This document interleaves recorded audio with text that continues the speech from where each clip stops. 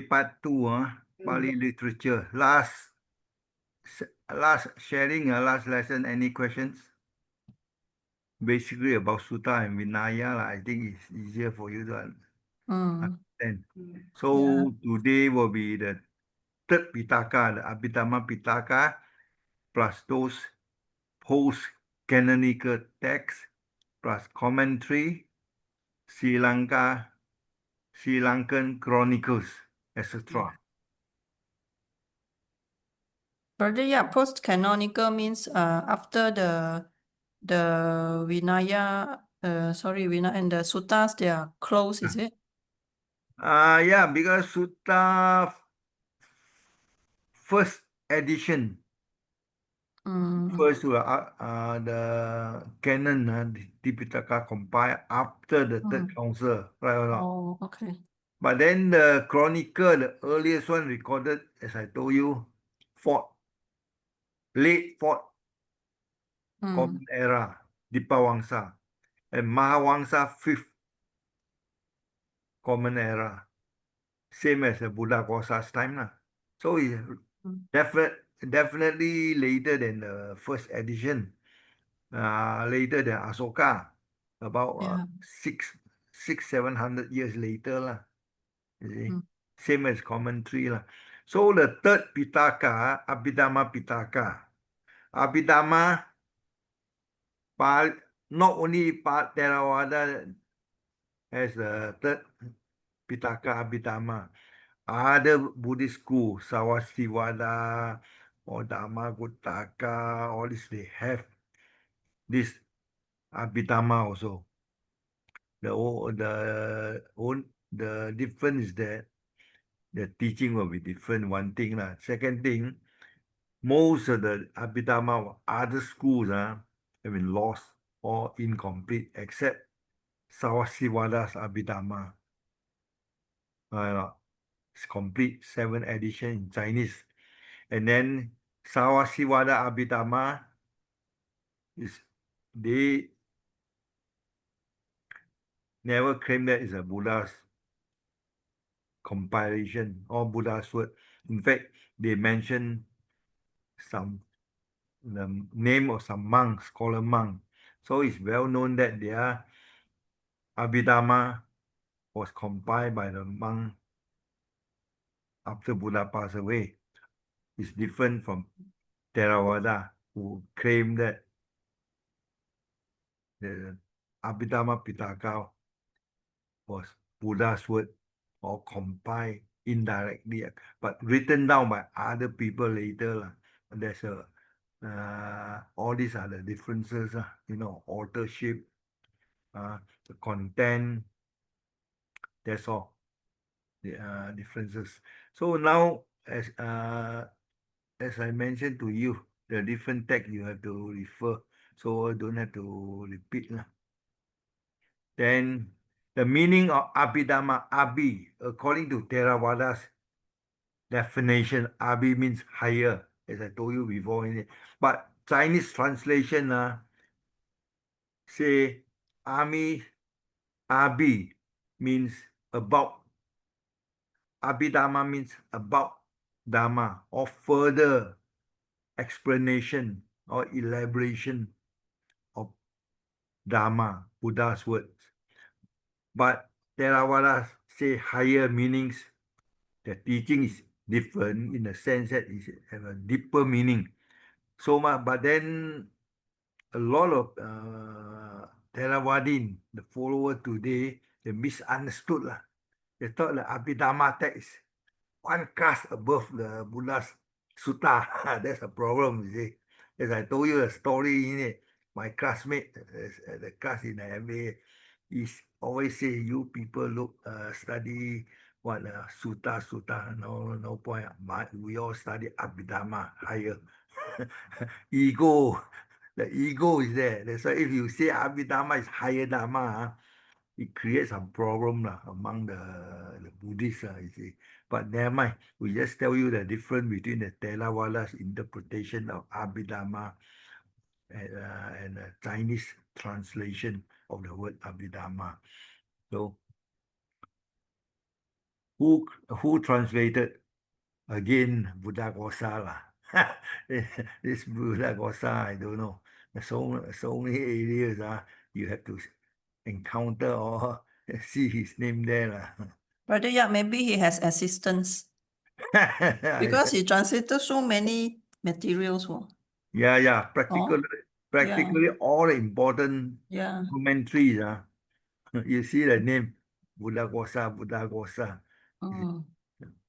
And then, okay, what is Abhidhamma in general?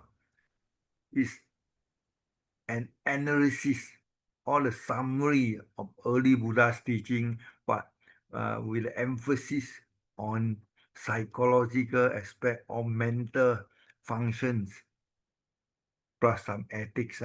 Analyze the mind, analyze them into various mental thoughts, this and that. Analyze the phenomena, the world happenings, phenomena in terms of Dharma, basic thoughts. You see, that's the, the functions or the teaching of Abhidhamma. It's something like shifting or emphasis, you see. But of 7 Abhidhamma texts, there's only one text called Katawatu. It talks about different things. It deals more in what? The different views, different view of other Buddhist schools. For example, it criticizes Savasivada's theory of Swawana, right? Not self nature, which Savasivada say it exists throughout the period of time. That according to Theravada, that's a wrong view. Okay. So it also criticized Mahasanghika's, Mahadeva's 5 point, saying that Arahant is not perfect. So this Katawatu of Theravada's Abhidhamma text, one of the texts, only deals with the so-called different view of other Buddhist schools, you see. Whereas the other 6 Abhidhamma texts mainly talk about the mind, the psychological effect, psychological aspect of Buddha's teaching too. But then the author of Katawatu, it has been compiled immediately after the Third Council, correct or not? By Moggallina Tissa. Moggallina Tissa, Moggalliputta Tissa, or something like that. Yeah. So the authors, very clear, is only mentioned the author was a scholar monk and not passed down since Buddha's time. So it's a late compilation. So there are 7 Abhidhamma texts of the Theravada schools. So the 7 detailed teaching I'm not going to discuss because a lot about very complicated teaching of Abhidhamma, which I'm not expert in, needs a specialist. See, the first text, Dhamma Sangani, analyze the mental factor, how many minds you have, the feeling, you have this viriya efforts, and so on and so on, you see. Then the Vibhanga, Datukata, Pugalapanati, Katawatu, Yamaka, Patana. Patana talk about the conditional relationship, all these things. Katawatu, as I told you, talks about the heretical view of other Buddhist school. Right? Jamaka talk about the pair questioning, the detail. Only a general idea that I can share with you lah. So Vibhanga, Buddha's teaching, Datu kata datu, the element, Talk about four great element and other element and so on. So generally, 7 texts Abhidhamma about Sorry, Brother Yap, the Vibhanga is different from the Vinaya one, the Maha Vibhanga and the this Sura Vibhanga. That one is different. all I haven't gone through. I have not gone through with Banga. Oh, So okay. here it says it just generalized Buddha's teaching. How it Mm. generalized the detail, I'm not sure. Okay, Uh, thank you. the rest you have to read yourself for further details. You see, so just list down the 7 texts about a general idea about their teaching. That's all. But the 6 texts more or less talk about the mind, the mental factor, psychological aspect lah, except Hatawatu lah. That's all I know. Okay. Okay. Then people always say Abhidhamma was Buddha's word or preached by Buddha. But according to the scholars, according to their detailed research and investigation, they came out with different theories. So, according to tradition, I mean there are 2 theories, 2 ways of saying about the origin. One is according to tradition, one is according to a theory. So we first talk about their according to tradition. According to tradition, last time I told you already, we have to quote this Atasalini. It's a commentary on the first Abhidhamma text, Dhammasangani.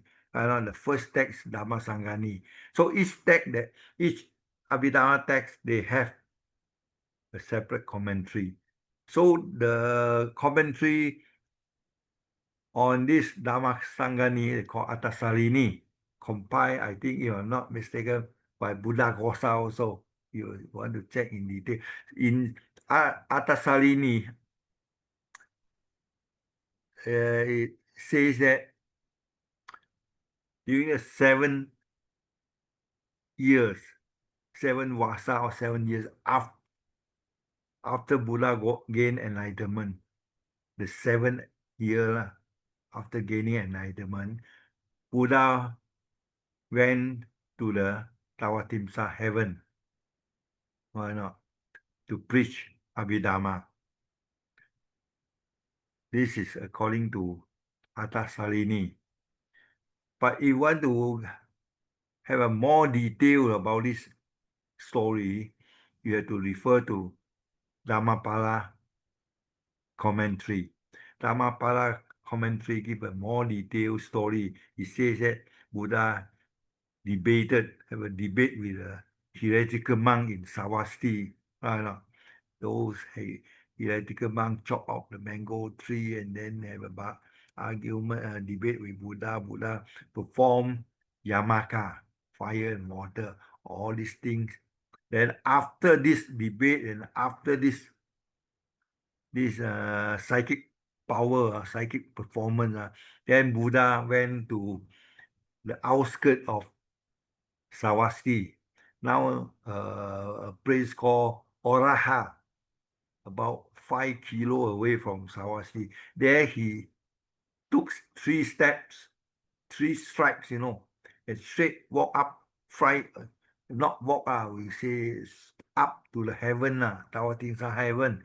There he preached Abhidhamma because the late mother, passed away and be born as a Deva in Tusita heaven. Then Tusita heaven, the Deva came down to Tawatimsa heaven, and Buddha preached Abhidhamma to the late mother who was born as a Deva, as well to other Deva in the Tawatimsa heaven, including Lord Saga. So that for 3 months, that 3 months was during the Vasa, 7 Vasa. 3 months continuously preaching non-stop.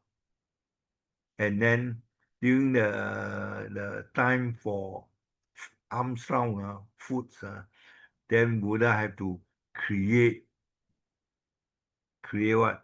Replica. And he himself, the true Buddha, came down to the earth and he went for alms round lah, food alms round lah. Then the replica keep preaching, continue to preach Abhidhamma with other deva, all they know, except Lord Saka. But he still keep on preaching. The real Buddha was in the human world. So after the alms round, then he repeated what he taught in the heaven to Sariputta. Then Sariputta in return taught his 500 disciple Abhidhamma. This origin of Abhidhamma is according to the commentary Atasalini. So according to tradition, the Theravadin says that Buddha first preached Abhidhamma in the heaven. But then, according to the early text, they say Buddha already contemplated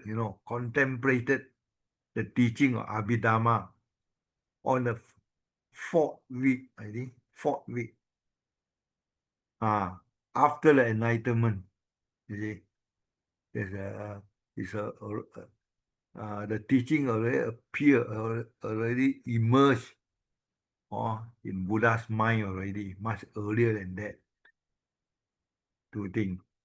But according to the scholars, they came up with a different theory. They study all the early sutta. They found out a lot of this listing, summaries, recorded in the early sutta. They believe these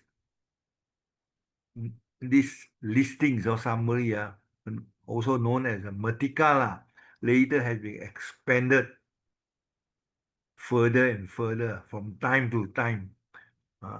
And based on this Matika, Abhidhamma was compiled, you see. So this Matikas, scholars say already existed during Buddha's time.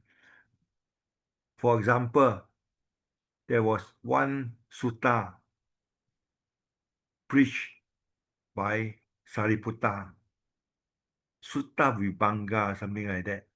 Yes. Evidence of Matika or Salayatana Vibhanga. So all these are sutta here, Dhatu Vibhanga. These few early sutta, in fact, they are not in the detailed prose form. They are more, you can find a lot of summaries, this and that, in these few sutta. So all these summaries and listings, all in other words, this Matika already existed during Buddha's time. Why the monk compile all these listing and summaries, Matikas? Because to facilitate, to make it easier for them to memorize when they preach, when they teach others, you see. So they just memorize, remember all these listing summaries, then they can start talking and talking already lah. So all this listing and summary was known as Matika, already existed during Buddha's time. And this Matika mainly prepared or compiled by the monks during Buddha's time. You see. So example of few this sutta you just note down lah. You can go, you can have a look, see whether or the listing. Some scholar also says that uh, 37 factor enlightenment, this and that, four noble truth, this and that, with a number, with a listing one. In fact, they are similar to the Mertika, you see. So this is another theory.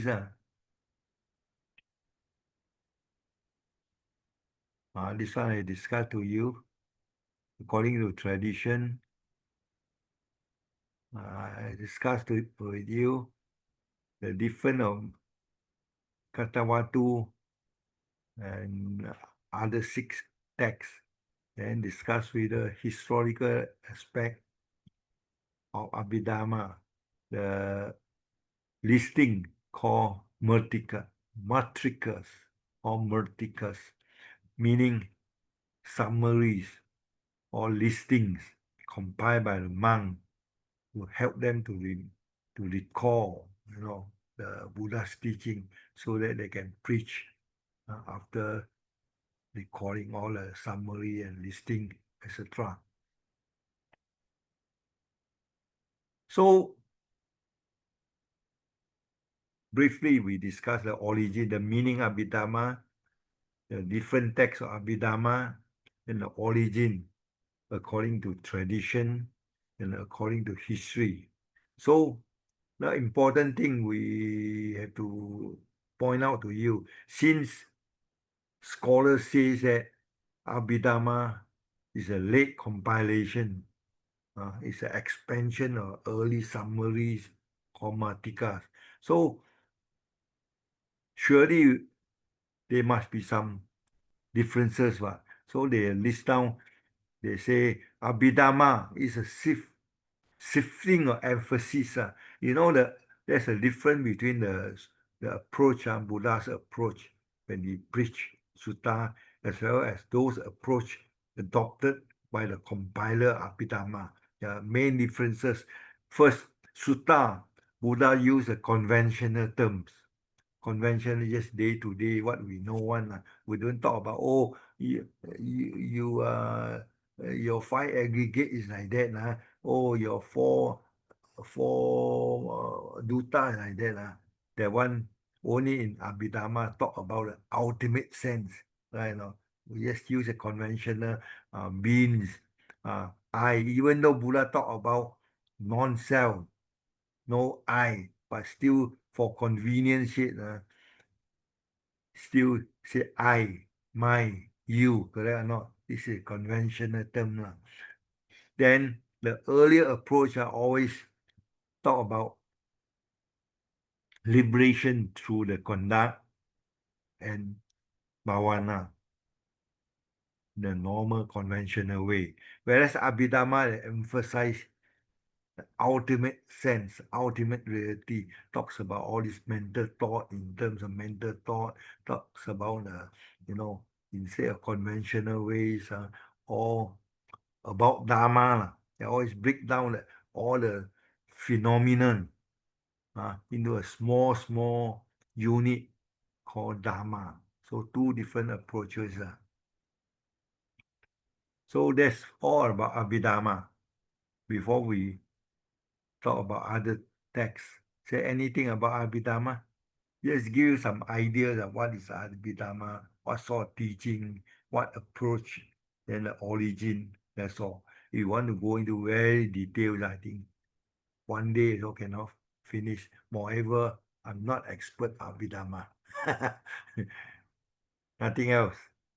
Then we finish the Tipitaka. Last week, we talked about Vinaya, we talked about Sutta. So just now we talk about Abhidhamma. So Tipitaka finished, we talk about the post-canonical text. So Tipitaka, in the modern sense, they call Pali Canon, the sacred text of Theravada Buddhism, Sutta, Vinaya, Sutta, Abhidhamma.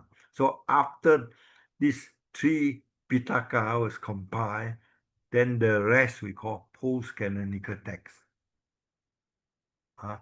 Even though they are all same, Buddha's teaching of Buddha, even though whether it's come from the Buddha's mouth or not from Buddha's mouth, but still Buddhist teaching, Buddha's teaching. 100% or not, there is another thing, you see. So as Theravada's is concerned, post-canonical text still considered as Buddha's teaching. Okay, the only classification is that for these three early three Pitaka canonical text, the rest of post-canonical text is a matter of classification only. So after the third councils, when the first edition of the Tipitaka has been finalized and has been spread to Sri Lanka by Mahinda. We will talk about Magadha version or Avanti version. Just say Mahinda introduced Tipitaka to Sri Lanka. So any text that spread to Sri Lanka after Mahinda, we call post-canonical text. Okay, so there are at least three important post-canonical texts that still in existence today.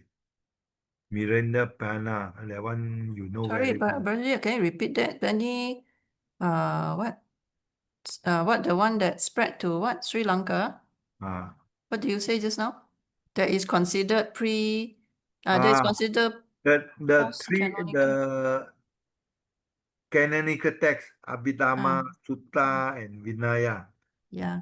finalized after the third council and spread Mm, or introduced Mahinda to Sri Lanka. yeah. That's we call canonical text. Mm, After that, there are few more texts spread mm, to Sri Lanka and still mm, in existence available to us today. So mm. people classify that as post-canonical text. Post-canonical text. Okay. So whether canonical or not, is more or less is a matter of classification Mm, because we follow Buddhaghosa's listing. mm, Buddhaghosa did not include these few texts in the Khuddaka Nikaya, right? Now, so people call it a post-canonical text. oh, Even okay. though Mm, after after this Buddhaghosa's listing on the 5th century CE, Common Era. These three texts still not included.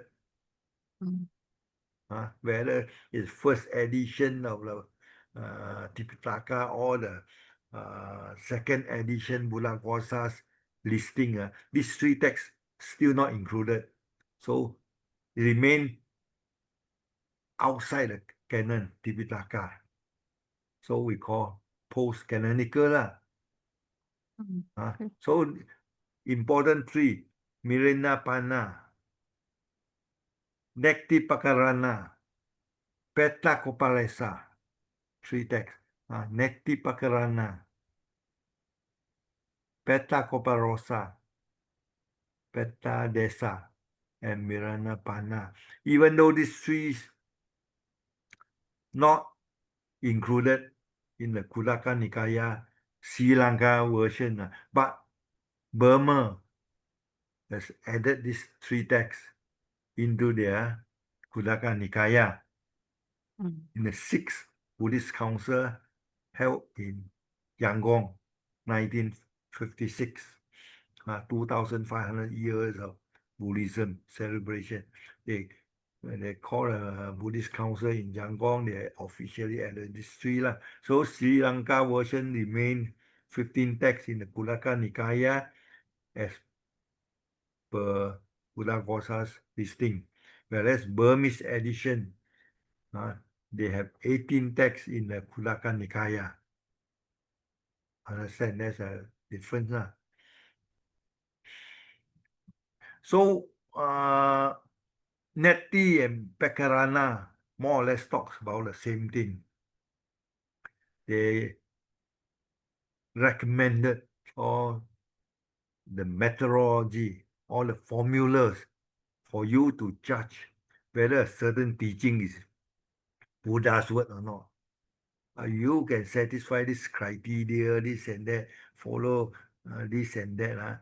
Everything okay, then okay, this teaching that you have heard from somewhere else, then you can consider Buddha's teaching. If you have heard somebody say this and that, claim to be Buddha's teaching, then you compare with the criteria, the condition listed in the two texts, Netipakarana and Takopadesa. Say, cannot tie up. Then you say, this one not Buddha's teaching.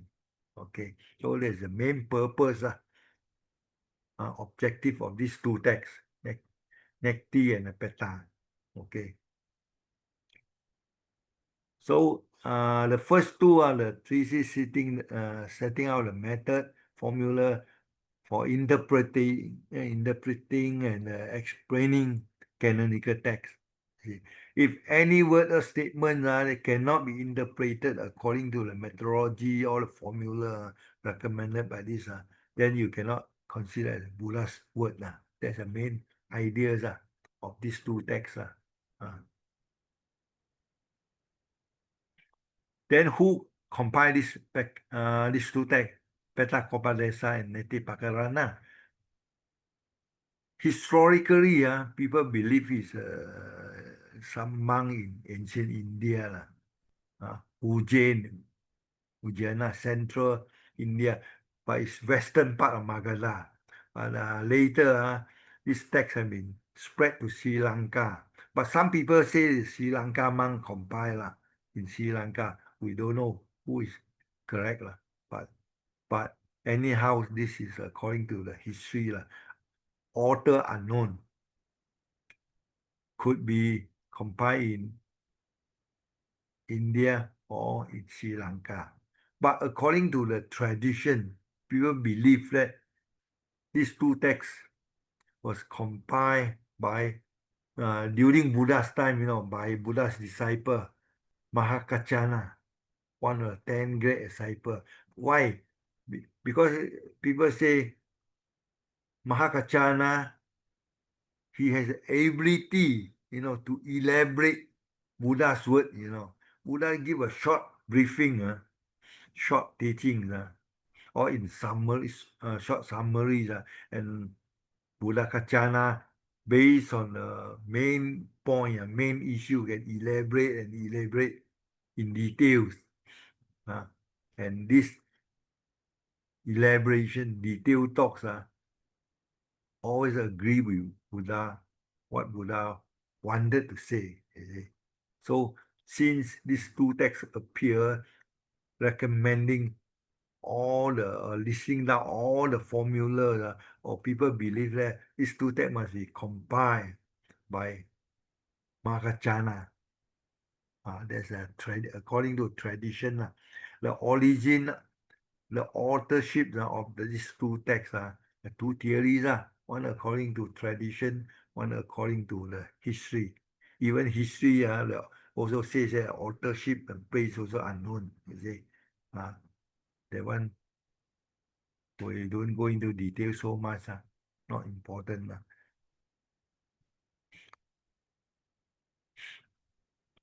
So much about Neti and Peta Upanesa. So the third one, Mirinda Panna.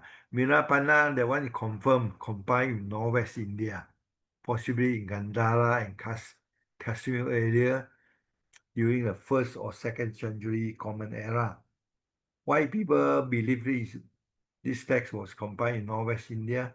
Because ideas or belongs to Sarvastivada. That means the original text was the text compiled by the Sarvastivada monk in Northwest India,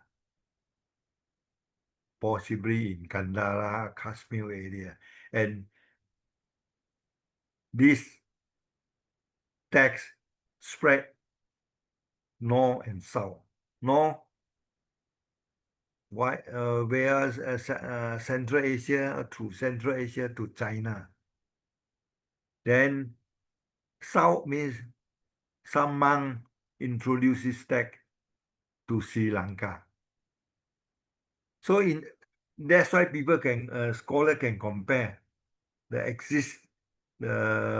text to the north and text to Sri Lanka. No, of course, the original text no more in existence.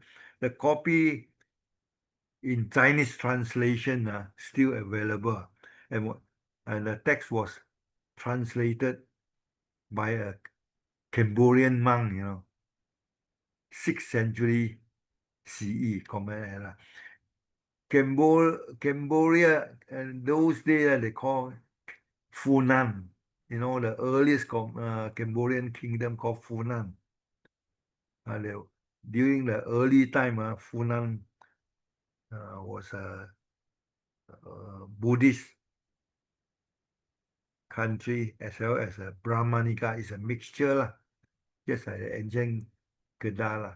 Some Brahminism, some believe in Buddhism. You see. So Cambodian monk, Khmer monk, Funanese monk went to China and translated the Miranda Pana in Sanskrit into Chinese. So, as I told you, the Savastivada text in Northwest India, because Savastivada was very dominant, powerful text, school of Buddhism in Northwest India. And Savasivadas used Sanskrit, not Pali. Either Sanskrit, other schools in Northwest India, they may use Gandhari.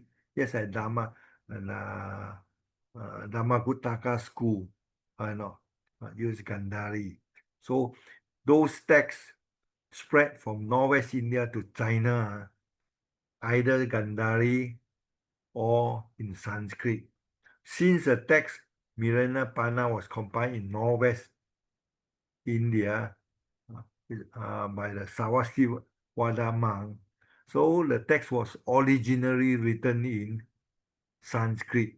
So this Sanskrit text spread to China and was translated into Chinese and still available today. But original, as I say, disappeared, no more. Then another copy was transmitted to Sri Lanka. But after the text transmitted to China remains 3 chapters, still 3 chapters, no change, still remains.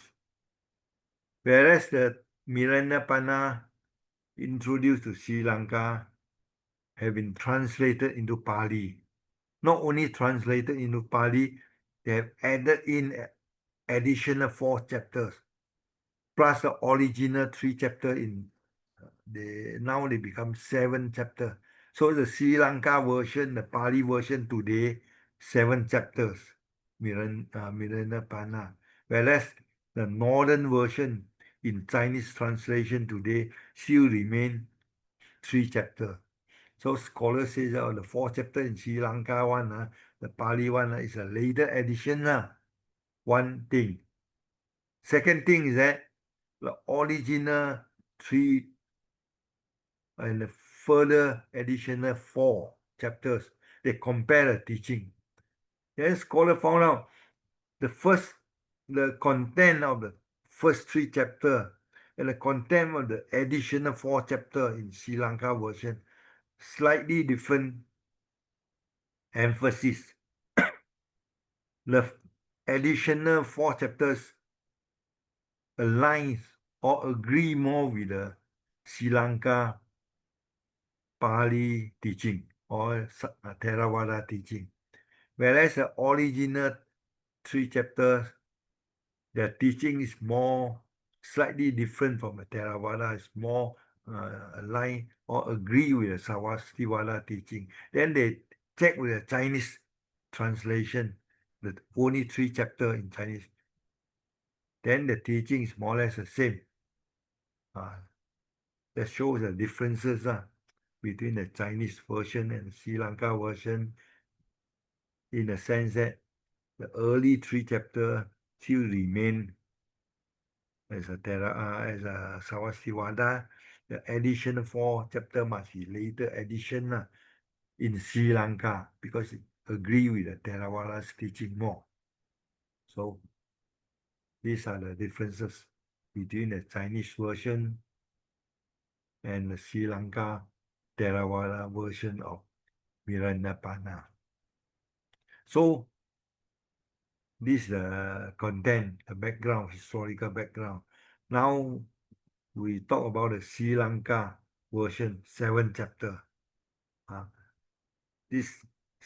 They follow the old method, dialogue between 2 parties. Monk Nagasena, which is fabricated one, fictitious monk. Yeah, but King Miranda was a genuine one, historical figure. So he used a historical figure to question and yes, fictitious figure, the monk, yes, to answer, uh, to explain the Theravada's teaching. That's all. Q&A lah. Talking, they discuss more on the doctrinal issues. Anatta, no self, Nibbana, karma, all the basic issues. Okay.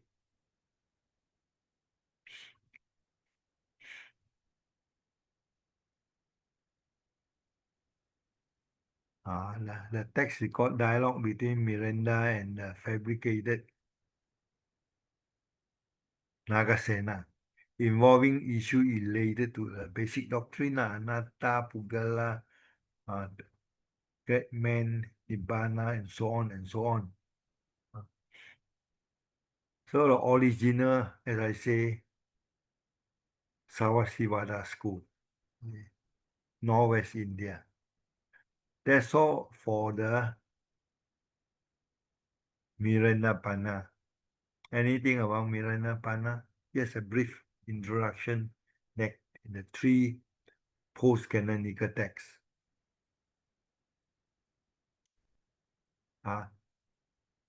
No. Then after the three post-canonical texts, we have another important, you can say post-canonical. It's a summary of Buddha's teaching called Visuddhimagga. Whereas the three texts we discussed, they only cover certain aspects. And Miranapanna talk about the basic doctrine, Nekti and Nekti Pakarana, Petakopadesa, give you the idea how to judge whether a teaching is Buddha's word or not. Yeah, by giving you all the criteria, the formula. So but this Visuddhimagga is a summary of overall teaching. It was compiled by Buddhaghosa, who came from India. Some say North India, but most of the scholars say South India. Why he came to Sri Lanka? Because he wanted to study and commentary text. And in India, he could not find some sufficient or not enough commentary text for him to study and to understand. So he was told that in Sri Lanka, there are a lot of commentary in Mahavihara temple. So he came down to Sri Lanka, you see. Then he went straight to Mahavihara. That was the main center, Theravada center in Sri Lanka. He asked the monk for permission because, as I told you, when Mahinda introduced Buddha's teaching to Sri Lanka, he stayed. In fact, the king built a temple called Mahavihara for them to stay in, correct or not? So after he passed away, the Sri Lanka monk, the Mahavihara monk there, continue with the tradition, and the monks later compile a lot of new commentary to interpret the teaching brought by Mahinda. So those texts are interpretation called commentary lah, all in Sri Lanka, you see. So-called Sinhala Atakata. You see. So Buddhaghosa came, of course he went to Mahavihara, but he was to get a permission first. The monk tested him 3 times lah. Asked him to summarize Buddha's teaching. He compiled. If you see you go to Sri Lanka, you see the wall painting, the monk holding the script, manuscript, long one, holding the hand. Yes, Buddhaghosa handed over the script to the monk There was a story 3 times, and 3 times he prepared. Mahavihara monk check exactly the same. That means he knew all the teaching thoroughly well, and not something change here, change there. So the text he compiled later, known as Visuddhimagga. But according to the scholars' research recently, only about 100 years ago, then they found out Visuddhimagga is not 100% original or compiled by Buddhaghosa. In fact, they found another text similar to Visuddhimagga called Vimuttimagga, Path of Freedom. 解脱道论 Chinese say. Visuddhimagga existed in Chinese translation. You see? That's why people can compare.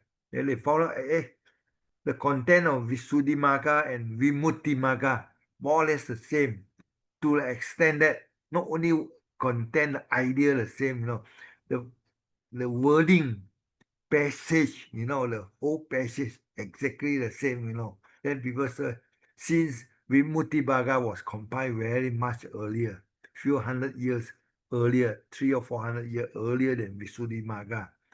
Visuddhimagga 5th century CE, I told you Buddha Kosa came to Sri Lanka, 5th century Common Era. Whereas Vimuttimagga, scholar has found out compiled during 1st or 2nd century Common Era, originally in India. Then later spread to Sri Lanka. That's why Buddha Kosa had a chance to refer to this Vimuttimagga, and after reading it, compare it, and he compiled it with Visuddhimagga. There was a story how he combined with Visuddhimagga based on the content in Vimuttimagga. Okay, understand the background? So, Brother Yap, this Vimuttimagga, is it available in Chinese. only in Chinese? Now they translate back to English again. Okay. I didn't know that. I thought A lot of people Buddhaghosa only. wrote Visuddhimagga on his own. Or he wrote it, but he referred to Vimuttimagga. Some people refer, just get an idea, refer. But scholars make a research, not only idea, passage also, word by word, just I cut and paste, Everything, is it?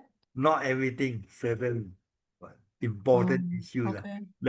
The first scholars who studied this it was a Japanese scholar, I forgot the name, I got the book, but this article appeared in PTS newsletter, Oh. PTS, Pali Text Society, I Okay. think 100 years ago, 1900 something. Mm. But I think most of the PTS journal online available, I have downloaded all, in fact, in my computer, safe inside. I have no time to check all the article, you see. So the background of Visuddhimagga, how it was compiled, briefly I can tell you lah. So now we talk about the content, you see. So here the third paragraph I told you, the original Vimuttimagga is lost. However, it was translated. Oh, this one I came monk. Funan, not the Miranapana. This we Muttimaga, 6th century into Chinese. But the Miranapana translated into Chinese by someone else. The Cambodian monk who translated the text into Chinese was the Vimuttimaga. Sangapala. Original lost. However, it was translated by Khmer monk from Funan called Sangapala into Chinese. That means the original version, it was in hybrid Sanskrit lah. This was the Could lost be.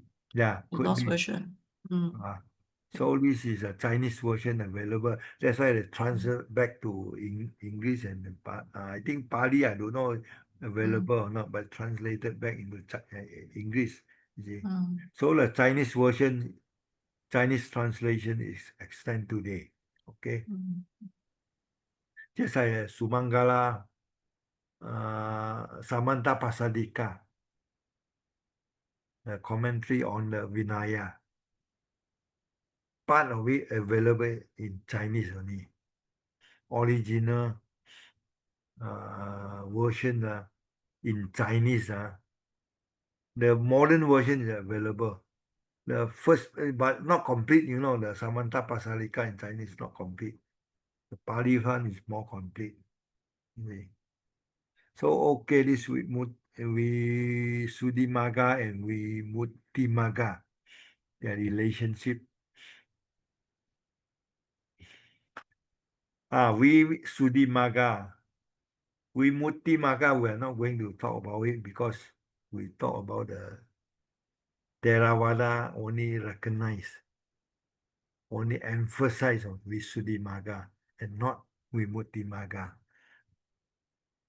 Visuddhimagga also is a summary of Buddha's teaching, as I told you. Instead of normal Eightfold Path, because early Buddhism talk about normal Eightfold Path, the practice, 8 factors, conventional way. Whereas Visuddhimagga talk about 7 stages of purification. These 7 stages you have to of conduct, you have to purify your mind, purify view and everything. And out of these 7 factors, they group under 3 categories, 3 topics: Sila, Samadhi, and Panya. Just like the normal Eightfold Path also, Sila, Samadhi, Panya, you have practice. But there are differences. No, the early Buddhism, when you talk about the practice of normal Eightfold Path, one have practice everything together in day-to-day activity, conventional methods and everything together. And then when one gain enlightenment, I mean, presumably if you are good enough, everything together. Whereas Visuddhimagga is different. Even though you practice all these virtues, sila, sama, you have to step by step, you have to purify your sila, perfect this one first, then you move to samadhi, then only you get you attain panya. You see, you staircase, the stage form a linear sequential staircase, sequence one after another. Linear, that one is expected to master one purification before the next. That's the approach of Visuddhimagga.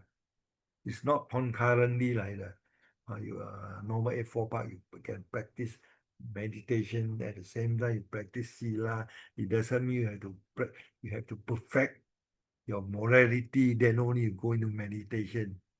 Yeah, right or not? Early approach all together. But Visuddhimagga is sequential method, staircase. Finish this, then go to that. Finish that, another method, you see. So 2 texts, 2 period Buddhism, 2 different approaches. Early Buddhism or the Suttas method and the Visuddhimagga commentarial method, 2 different emphasis. Even though they also practice Sila, Samadhi, and Panya, but the sequence are different. The emphasis is different, you see.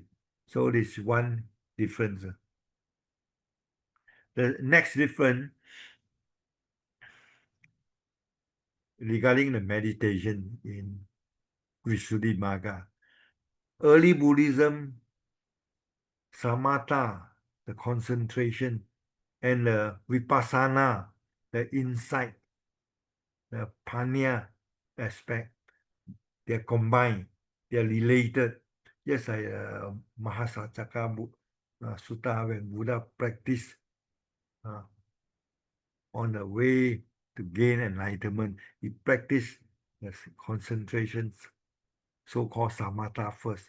After the mind become very clear like mirrors, then he direct the mind to the so-called vipassana aspect, to see the Four Noble Truths, to see the the defilement, right or not? Then after that, he gained enlightenment. There's two are related.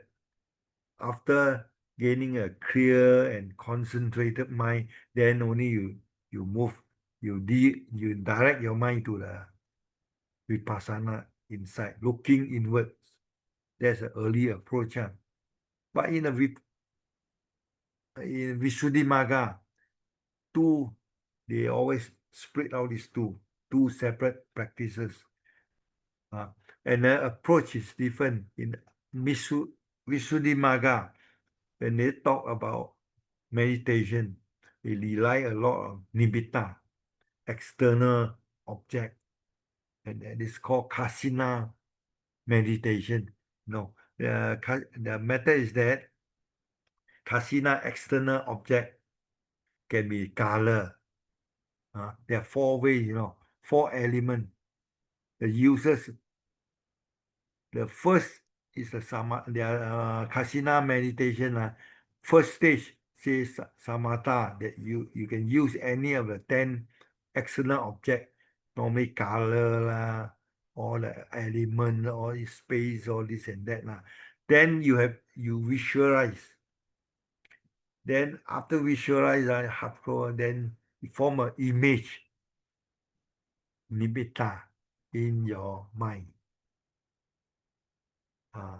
That is the second part. If the nimitta is very clear, there's a perfect concentration. Then, because in this case, there are 3 types of concentration. First, you look at the object, just look like a concentrate, is a basic concentration. It's called preparatory concentration. Then after some time, you try to close your eye, the image inside your mind in it. If the image is not very clear, some defect, it's a second type called excess concentration. It's not perfect yet. Then unless you, after gazing for quite some time, then slowly close your eye and the image remains quite some time and it's very clear. Sometimes it can remain for a whole day, a few hours, there's a deep concentration. According to their method, it's called absorption concentration, appana samadhi. Second type is upachara samadhi. So now, if the object is very clear, remains for some time, without gazing, it remains in your mind, very deep concentration. Then you proceed with the insight. Look at the mind, the changing of the mind, the 3 characteristics of the mind: impermanent, anatta, dukkha, and so on. That's a second vipassana approach already, vipassana aspect already. That's the basic way lah of the meditation method. One method, there are 2 methods. One is looking and gain deep concentration. Another one is the no need deep concentration, momentary concentration. That's called dry method lah. Dry something. Okay. 2 method. One is tranquility vehicle, as I described to you. One have to develop deep jhana. Then from there you you go to the vipassana practice. Second one is pure insight, is a dry, relies on the momentary concentration, is dry approach. Dry approach, no need deep concentration, based on the momentary concentration. What is momentary concentration? Here they tell you. Momentary concentration, Kshanika Samadhi, refer to a very brief, very fast concentration, a short term only. Kshanika, split a second, when one look at the changing of the objects, this and that, you gain a slight concentration. That's good enough for the second approach already. Momentary concentration, a brief, split second of deep concentration, one-pointedness that occurs in any moment. It developed through insight meditation. That means the second approach, pure insight meditation, you only need momentary concentration. That's why Burmese, the Mahasi method, they say no need deep jhana. It depends on the momentary concentration, dry method. Okay. Then with that, you can proceed with the Vipassana practice already, straight Vipassana practice, and contemplate on the three characteristic Buddhism. This is what we call dry insight. Dry insight, a part of enlightenment that prioritize the development of insight without intentional development of jhana. This is the very popular Burmese Mahasi method. Whereas the conventional method, as I told you, number one, look at certain object, gain deep concentration, then you proceed with the Vipassana. That's a conventional method. But Visuddhimagga, even though they recognize the conventional method, but their approach is slightly different. They rely on the kasina, not external object, color, element, consciousness,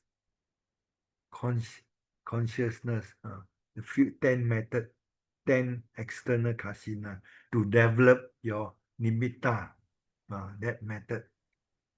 Brother Yap, the kasinas are not mentioned in the suttas at all, is it? Kasina not mentioned sutta is correct, but sutta mentioned the 40 objects Oh, the scattered sutta mentioned. everywhere.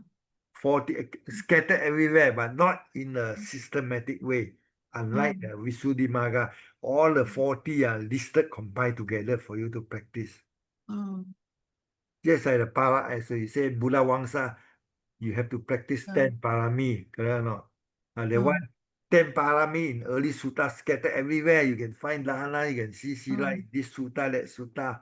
But with Buddha Wangsa list down the 10. You have to practice all these 10 systematically. So the approach different. So similarly in regarding the meditation, as recommended in Visuddhimagga, they group all the 10 objects found in all various sutta grouped together for you to practice. Okay. There's a difference. Out of this kasina for you to gaze, they list down the 10. Just now I told you in it. So two method. One method depends, you have to gain deep concentration, gazing kasina. Second method, you don't have to gain jhana, just moment. Even though you gaze at the you don't have to gaze also, straight momentarily look at the vipassana, rising, falling, rising, falling. That's the object already. Stomach is the object. Then from there you straight to vipassana. From there you can see the dry concentration or momentary concentration. You see. So a lot of these methods are mainly based on Visuddhimagga, and they just repackage or modify a bit, Even the Visuddhimagga's meditation method also compared to early, they modify a bit.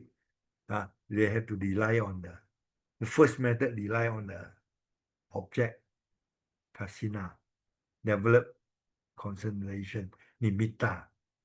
Early, Buddha give a general principle, general idea. Yes, breathing.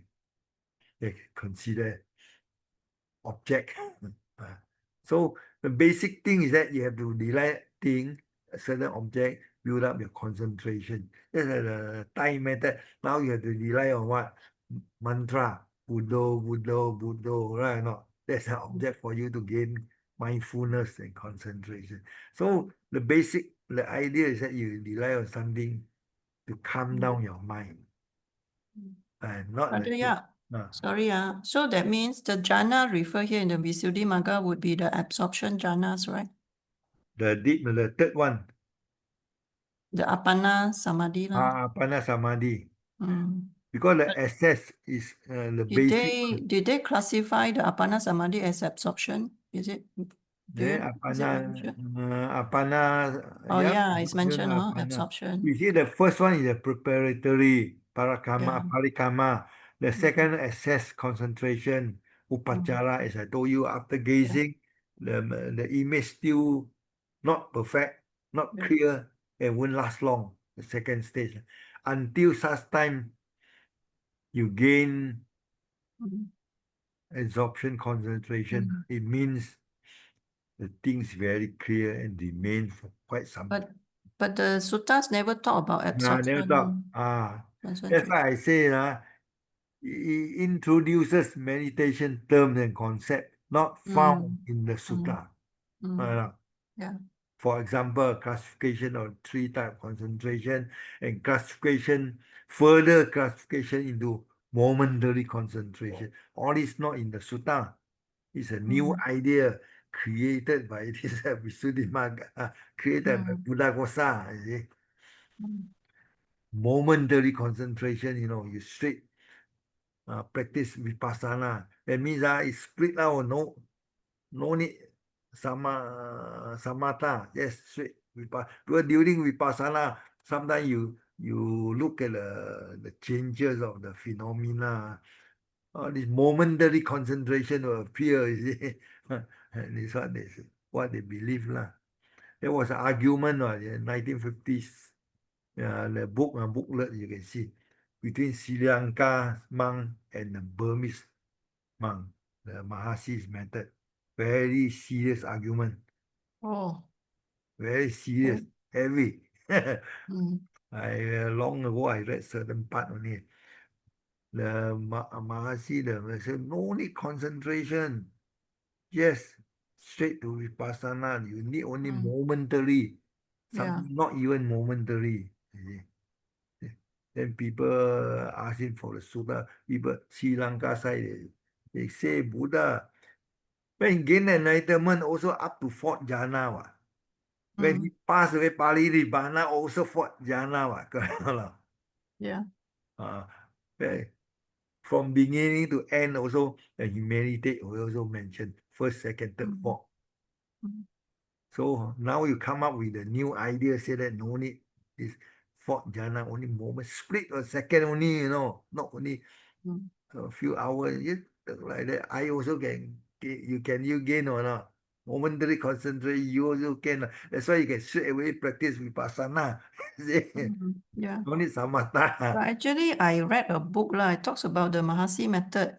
So the book say that because a lot of lay people they cannot attain the Concentration. concentration. Ah, They cannot access the so, upachara or it's yes. very difficult for them lah. So That's why he came up with this method lor. ah, they shortcut lah. We say Yeah, shortcut. shortcut. And Yes. and he quote with Sudimaka. They never quote early sutta. Because Mm, why? Because they believe that Visuddhimagga is old commentary also Buddha's word. yes. That's the whole thing, you see. If you rely strictly on the early sutta, recognize sutta as own Buddha's word only, then you should not have Mm, practiced this method. The things that they recognize everything also Buddha's word. That's why they added in the three more texts into the mm, Tulaka Nikaya. Correct or mm, not? yeah. So once you recognize this as Buddha's word, even later also Buddha's word, then you practice this method and think that this is a proper Mm, method. Correct or not? yeah. Uh, Even though the idea is a late idea, a scholar also told you, totally you cannot find out this term in the early sutta. Mm, Right or not? mm. Uh, That's so, why the Abhidhamma is so popular in Myanmar, ma. eh, People go to Myanmar to study the Abhidhamma.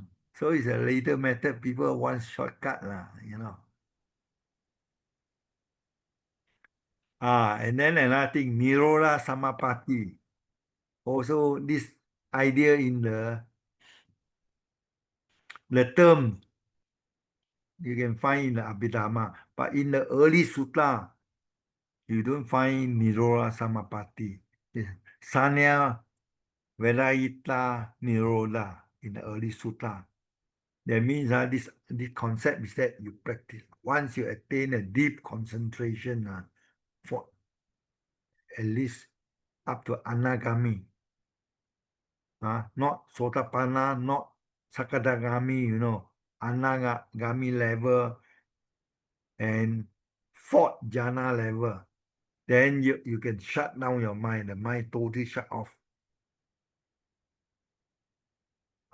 You for as long as 7 days.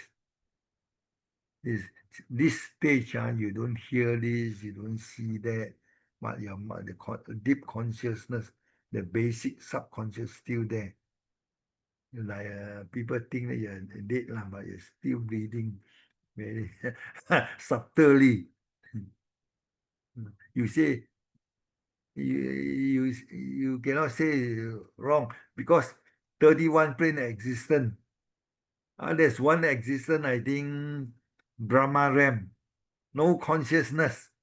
Only Rupa exists. Correct or not? Ram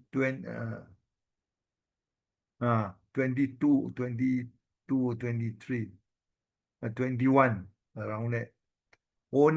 There's only one Ram of the 31 plane that the beings exist without consciousness. Only Rupa. You find out that. So since the early sutta mentioned that, so you talk about Nirodha Samapatti, when people meditate until he gain fourth jhana, he can enter into a stage whereby his consciousness, hearings, sensory awareness totally shut off for as long as 7 days. I think that realm is neither perception nor non-perception, isn't it? No, that one is without rupa, what mind? Yeah, without the This rupa, one with rupa without mind. with form. With With form but without mind. mind. Yes. The only one realm. In Brahma realm, not in the Arupa. Or in the Brahma realm. That means in Rupa Loka. Mm. Let me see. 9 plus 11. What level is that? 21 or 22. 21. You can check here. Now you can check also. Arupa, you can key in Rupa Loka. There's one realm without mind. Or arupa means formless. No. Huh? Not formal, form. Form, Mind. rupa. Mindless. Without mind. We only Rupa. Rupa Dhatu. Level 21 of the form realm, Rupa Dhatu. 21, correct? A realm of virtuous fruit, a heaven of the fourth jhana plane. Yeah lah. It is realm of beings with pure forms, no desire, Yes. no sexual distinction, and bodies that glow with light, nourished by meditative bliss. No, RAM 21, correct? 21. Yeah, 21. 21, I can remember 21. There's only one exception. So since the early sutta mentioned that, so it's not surprising Nirodha Samapatti that you maintain only the subconsciousness, the rest all shut off. People call you what, you don't see, you don't hear, something like that. So the term from Abhidhamma. So the rest, more or less, important issues in Visuddhimagga I've discussed with you. Mainly meditation, the approach of meditation, and the way to practice Sila, Samadhi, Panya. The way that they adopt, they use a different emphasis compared with the early method, normal 8-4 part. Two main differences. Meditation, even though there are two method meditation also they rely on Kasina, Nimitta. Then the very new one is no need jhana also can attain enlightenment. That's Visuddhimagga's method. Buddhaghosa again. I remember you remember this clever man Buddhaghosa. A lot of new idea come out one. But Brother Yap, you said that he referred to the Vimuttimagga ma. Yes, So maybe probably it's not his ideas, or if he referred to the right. he get the idea from there. But Mm. not all the idea from Vimuttimagga unless you compare the two texts page by then you Yeah. can say that he may get certain idea from there, mainly from there, you see. Mm. Then we finish Visuddhimagga, talk about the commentary, Atthakatha.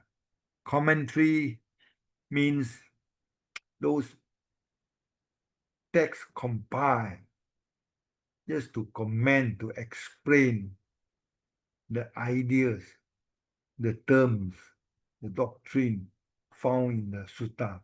Because sometimes sutta give a certain term, not very clear, people. So the monk have to explain in detail.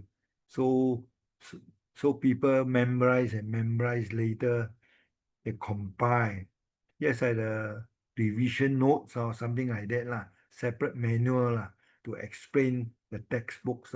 So this is a separate text called Atthakatha, commentary. The commentary existed during Buddha's time, as I told you. Of course, during Buddha's time, some people may not fully understood what Buddha said. They have to interpret, explain to his junior monk. This one is like that one is like that. For example, Sariputta explain Dhammacakkappavattana Sutta. So his explanation of this term and concept in the first sutta, Dhammacakkappavattana Sutta, this explanation have been compiled into a so-called sutta, Satya Vibhanga Sutta in Majjhima Nikaya. So this in Satya Vibhanga Sutta, Venerable Sariputta explained and refined all the terms, last paragraph, in the first sutta of Buddha, Dhammacakkappavattana Sutta. So this Satya Vibhanga is a commentary on the Buddha first sutta. Okay, there's a meaning and the objective of Atthakatha commentary. I'll just give you one example. So early commentary, since I say that, existed during Buddha's time. That means when Mahinda came to Sri Lanka, he introduced not only the Tipitaka, first version, he also introduced some commentary to Sri Lanka. Okay. So of course, nowadays, not all the commentary that we know today all brought by Mahinda from India. He brought some of the commentary, but according to history, a lot of commentary compiled in Mahavihara, Sri Lanka. The first thing you have to remember, what we have today, not all from India. Some originally compiled by Sri Lanka monk in Mahavihara. First thing. Second thing you have to remember is that when Mahinda came to Sri Lanka, when he brought the commentary, he's translated the Indian commentary into local dialect, Sinhala. I think I told you before, mentioned. Whereas the Tipitaka he brought from India, he remained in Magadhi Bhasa. So-called from the modern perspective, we say he still he remained untranslated.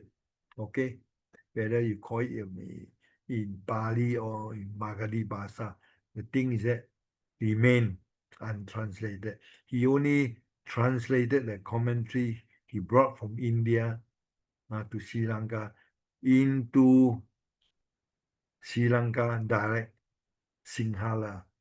They call Sinhala lah. So that's why the original commentary brought by Mahinda, they call Sinhala Atakata or Sinhala commentary. First group original. But after Mahinda came to Sri Lanka and stayed in the Mahavihara, the monk there, they compiled more and more commentary after Mahinda's time. They also need to train the junior one. They have to interpret according to their understanding. You see? So a lot of new commentary also been introduced or compiled in Mahavihara, Sri Lanka.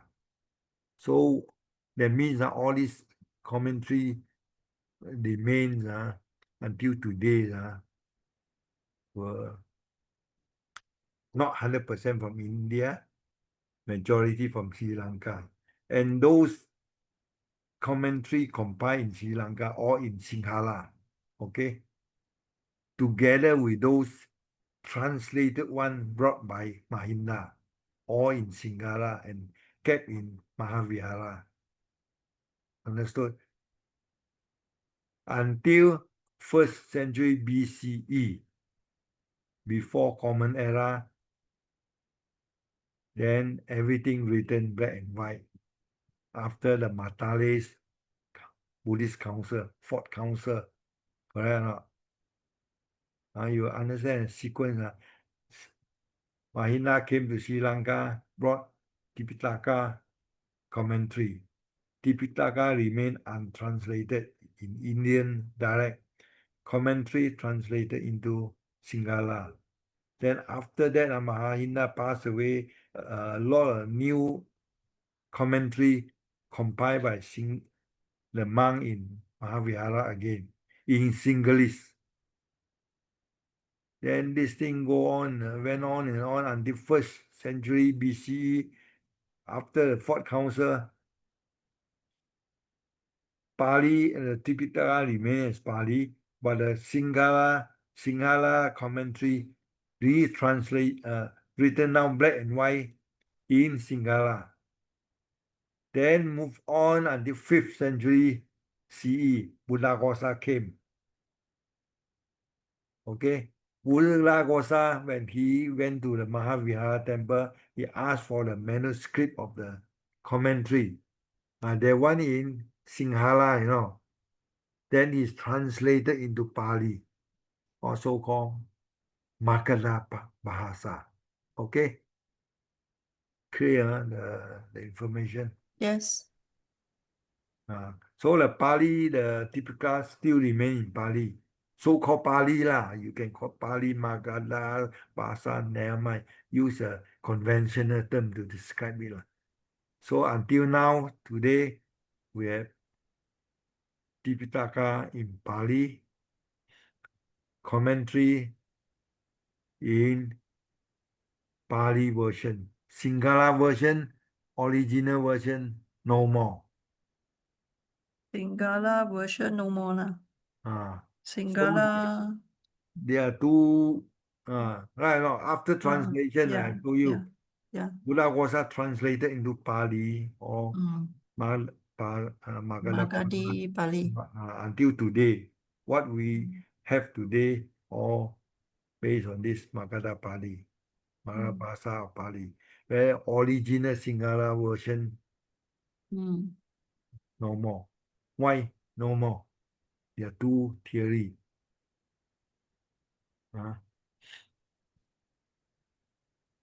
Okay, we rest for a while. Okay.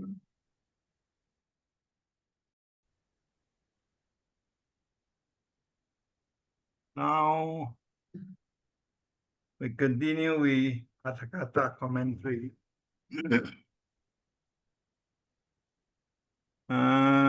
This one we discuss. Yeah, example commentary. commentary, according to tradition, have been decided during the first, second, as well as the third council, three council.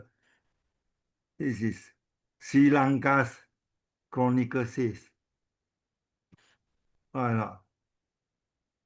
Buddhaghosa says first council decided compile the five Nikaya, but he never say during the first council, but he never say commentary decided in the three council. It was in the chronicles. Dipawangsa and Mahawangsa says that, oh, the commentary have been decided in the three councils, in India, first, second, and third council, There's their way of saying this. But actually, council never talk or never decide the commentary. That's one thing. Then what are the purposes of compiling commentary? As I told you just now, the main idea is to clarify, to explain those difficult terms, difficult concept, difficult doctrine found in the doctrine, found in the suttas. First thing. Second thing, in the commentary, you also systematize. Unlike the early sutta, you talk about this thing here and there, the concept, the ideas have been scattered everywhere.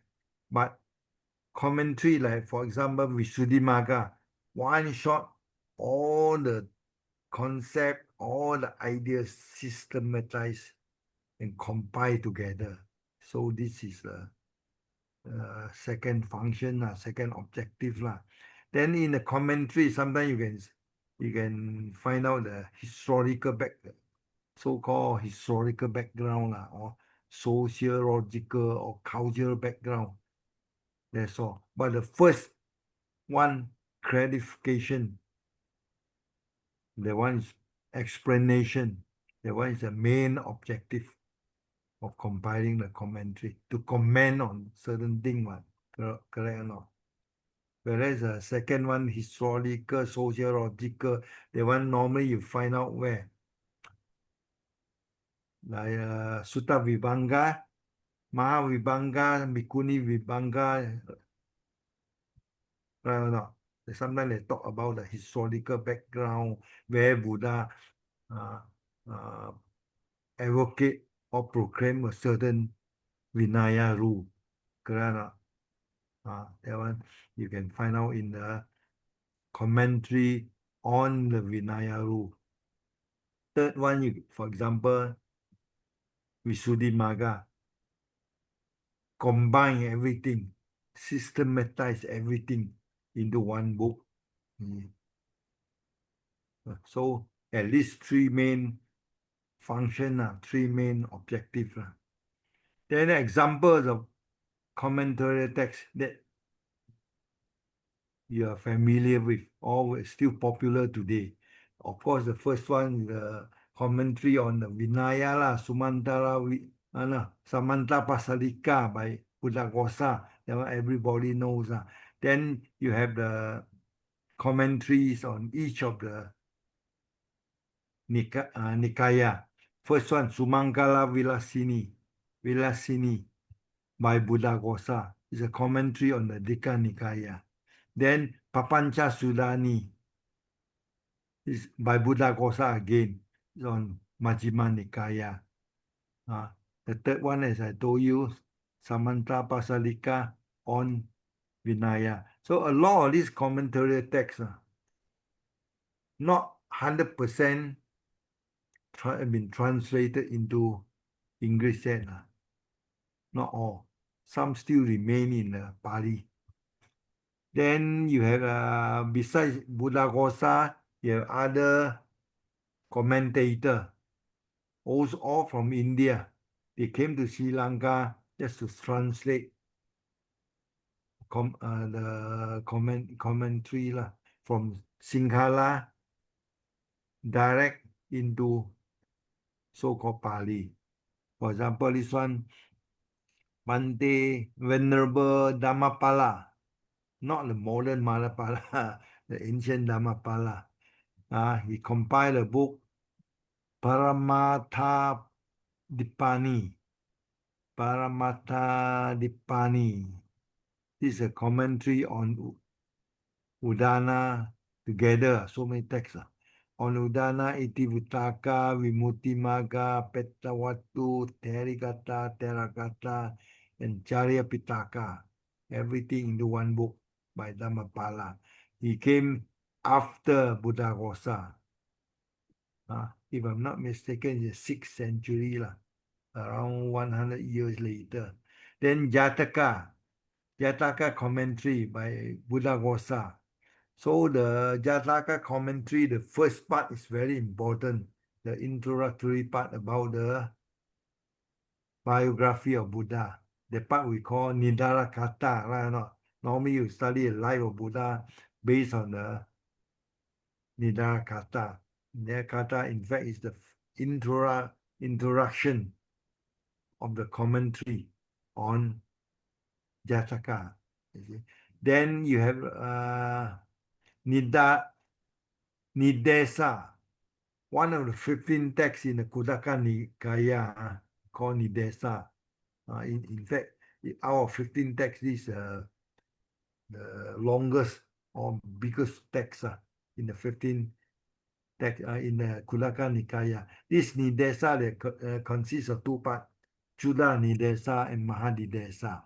So, in fact, Nidesa is a commentary on certain section of Sutta Nipata, especially on the famous, what we call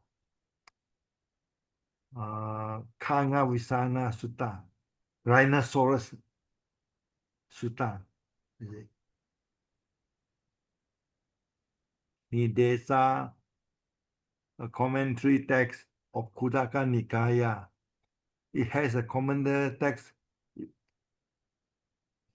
They mean two, but overall, Nidesa is commentary on the Sutta Nipada certain section.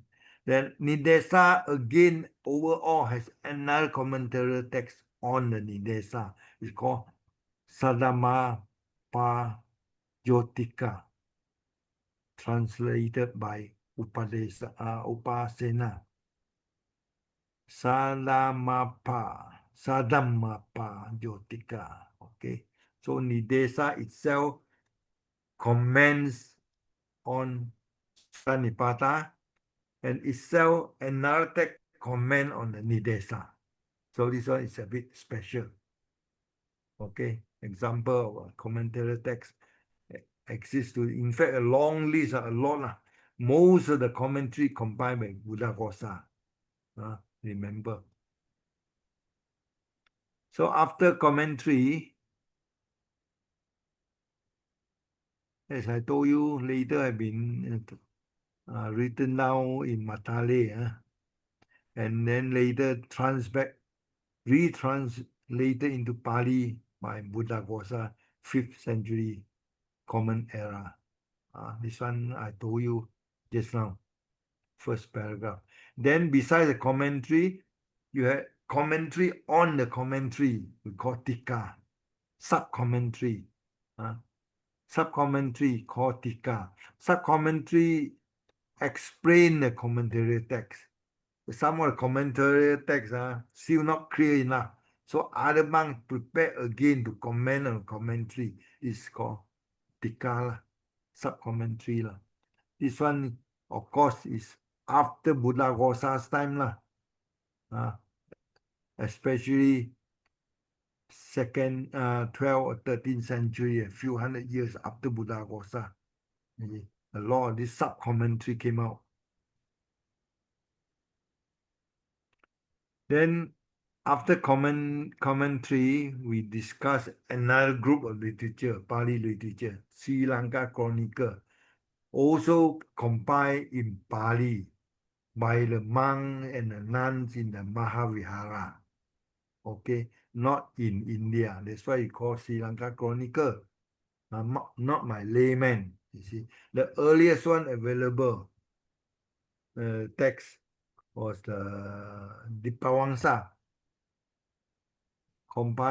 first compiled by a nun of Mahavihara lineage in late 4th century Common Era.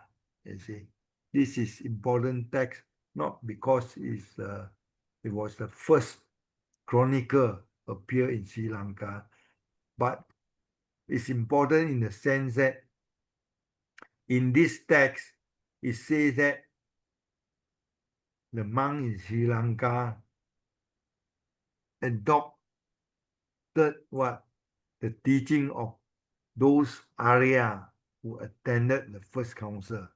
So they call themselves Theravada. Right? It was first time the term Theravada appear in this Dipawangsa. Why? Because they say the monk there all follow indirectly say Buddha's teaching lah. Because during the first council, Ananda recited the sutta. The sutta directly from Buddha's mouth. Right now, if you say you follow the 500 Arahants teaching, right, who attended during the first century, first council, every indirectly you're saying you are following Buddha's teaching lah. That's what it means lah. Theravada. Okay. Understand? Correct, huh? Right. So this Dipawangsa began with what, how Buddhism came to Sri Lanka. And then it says that Buddha came to Sri Lanka 3 times. Of course, not it shows that not all the contents, the story in the Dipawangsa or Mahavangsa are purely and genuine historical. Some are mythology, okay? Some are legends, legendary stories. He described the early days of Sri Lanka during Buddha's time up to beginning of the 4th century, the time they compiled the text, Dipawangsa. Then from 6th century BCE up to 4th century CE, Common Era. They cover that period, Dipawangsa. And Mahavangsa also covered that same period, you see. Both texts also compiled in Mahavihara, compiled in using Pali, so-called Pali lah, Sri Lankan Pali lah. Okay. So a lot of they talk about what? History of Buddhism, the spread of Buddhism to Sri Lanka. Then they talk about the lineage Sri Lanka's king from generation, from dynasty to another dynasty. Then they also talk, the spread of Buddhism from India, how Buddhism came from India to Sri Lanka, how Sanghamitra established the Bhikkhuni order in Sri Lanka, all recorded in this Wangsa, you see. You see, second paragraph, it talks about Buddha's visit. I know, it says 3 times. Then they talk about the chronicle lineage of Sri Lanka king, as I told you in which dynasty, after that, which king took over, Then they talk about the history of regarding the spread of Buddhism to Sri Lanka. How Mahinda came, how Sanghamitra came. Basically, these 2 Wangsa talk about the same thing. But not you don't think it's 100% correct lah. Some are not correct lah. Some may be true lah. Not correct. It says that Buddha went Sri Lanka 3 times. There's no historical proof lah. But the Sri Lanka people believe. When we went to Sri Lanka, the tour guide keep talking this. Buddha came here 3 times. Buddha came. We just keep quiet. We don't argue lah. Buddha came here 3 times. Came to Sri Lanka.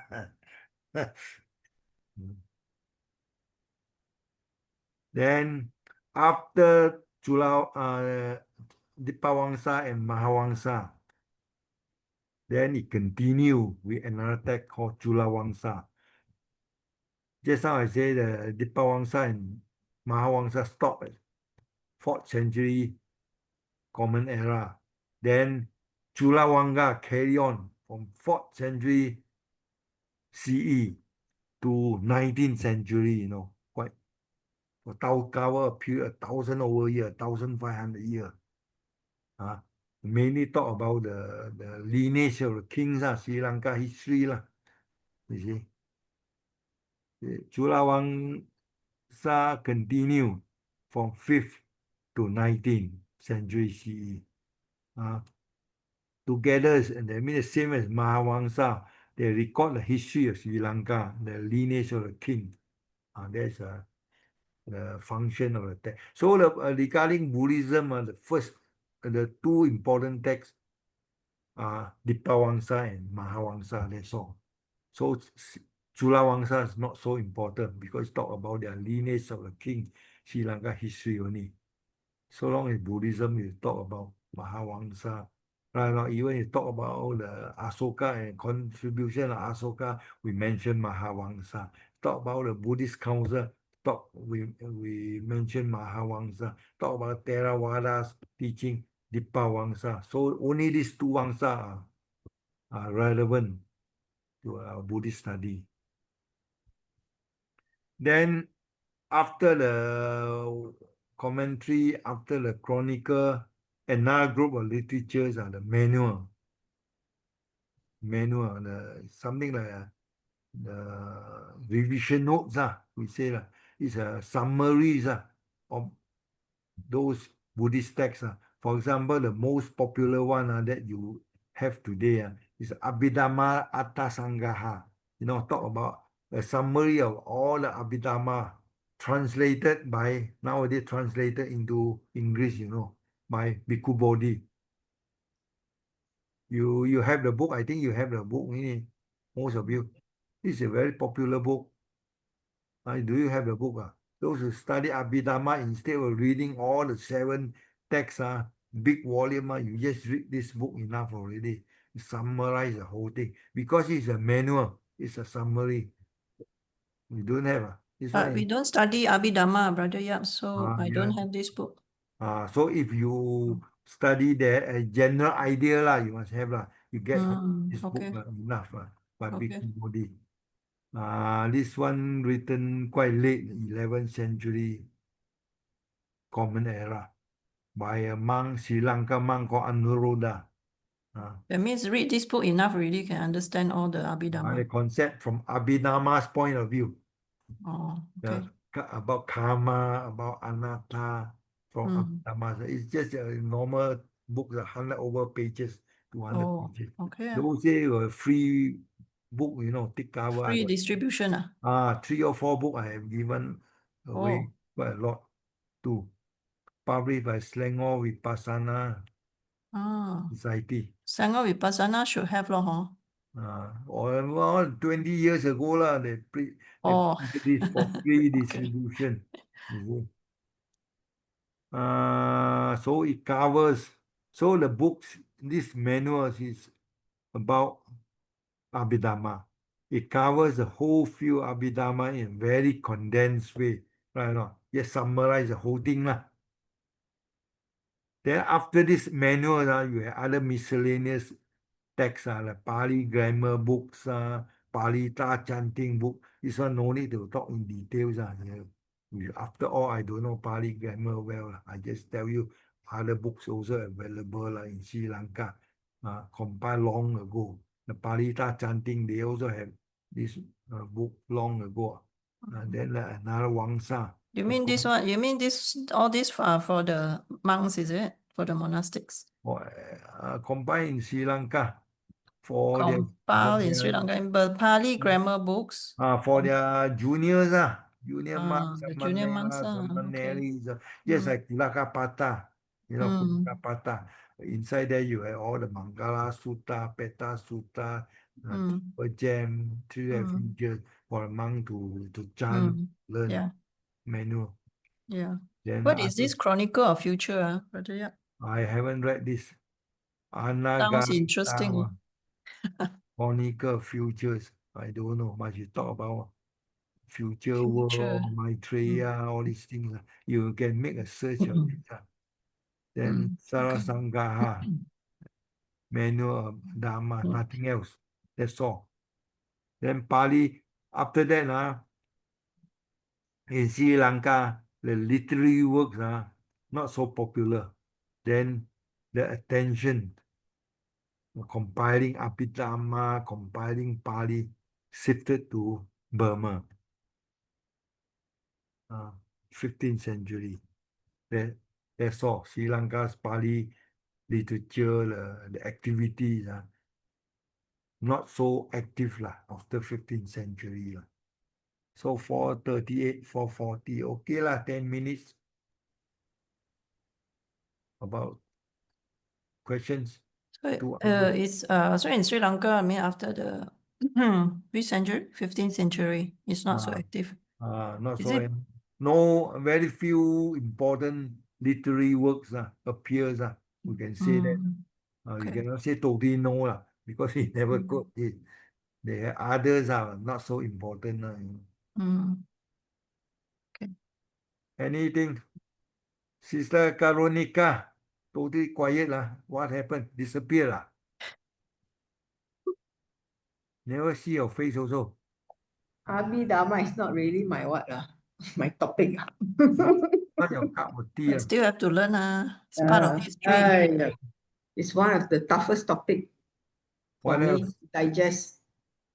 Nothing else, No question, Yeah, so Okay, far. it's an overview of the Pali literatures, these two sessions Mm, from Vinaya Sutta until Abhidhamma, post-canonical text, mm, then commentary text, Sri Lanka Chronicles, the manual, Abhidhamma manual, then some of the Palita chanting handbook, mm.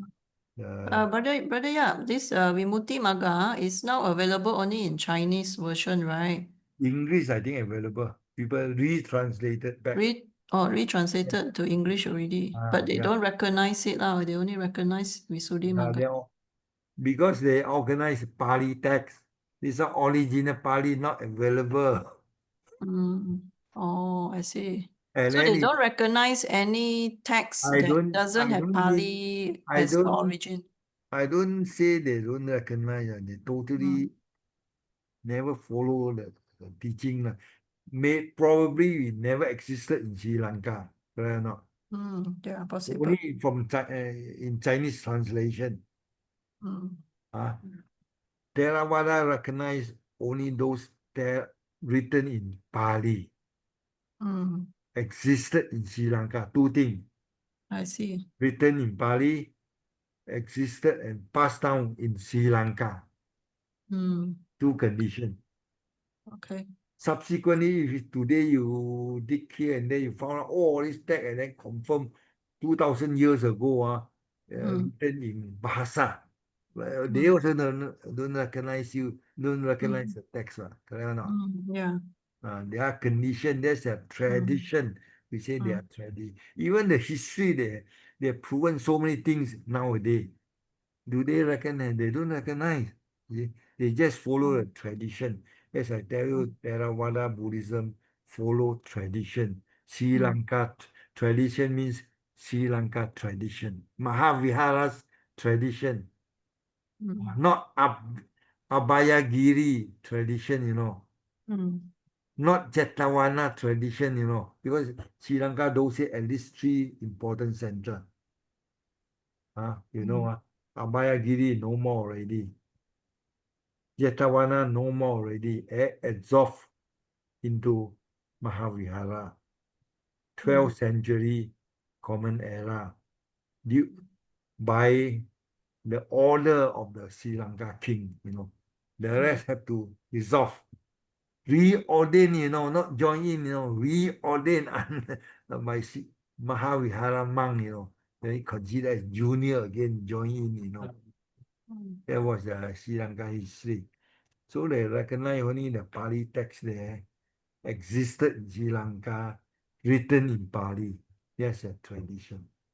So I say even now you to discover some 2,000 years old text, or is a Theravadas text, but not written in Pali, written in Bahasa, or written in Hindu, all these, they still don't recognize.